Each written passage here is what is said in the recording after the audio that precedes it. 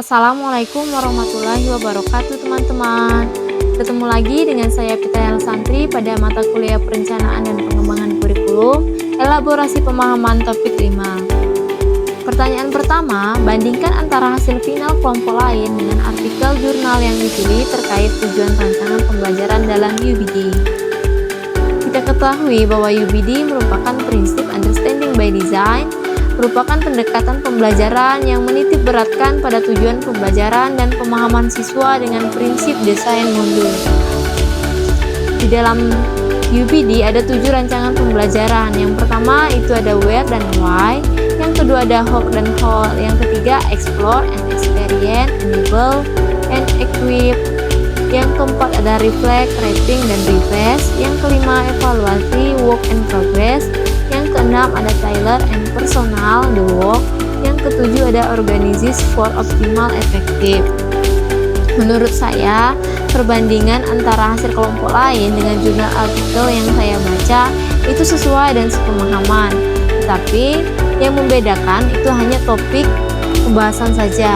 Sedangkan jurnal artikel yang saya baca yang berjudul pembelajaran berdiferensiasi berbasis rancangan UBD terhadap minat belajar siswa sekolah dasar itu berkaitan dengan pembahasan kelompok lain, di mana menurut pemahaman saya setelah membandingkan hasil kelompok lain dengan jurnal atau artikel yang saya baca, yang pertama, guru harus menyadari bahwa setiap peserta didik memiliki kebutuhan, minat, gaya belajar, dan tingkat kemampuan yang berbeda-beda.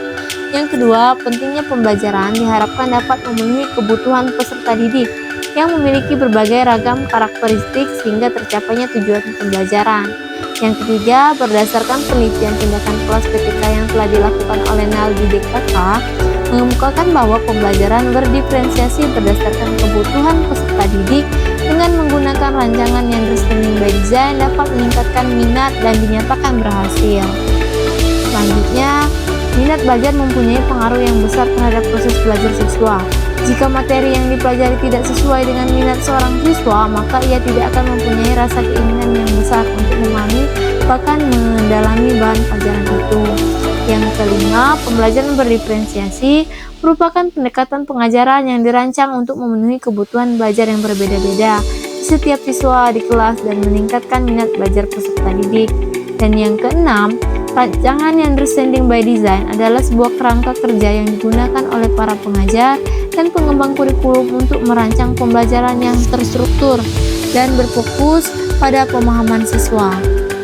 Alur yang digunakan dimulai dengan mengidentifikasi hasil yang diinginkan, kemudian menentukan bukti asesmen, dan barulah melakukan rancangan instruksi dan pengalaman belajar.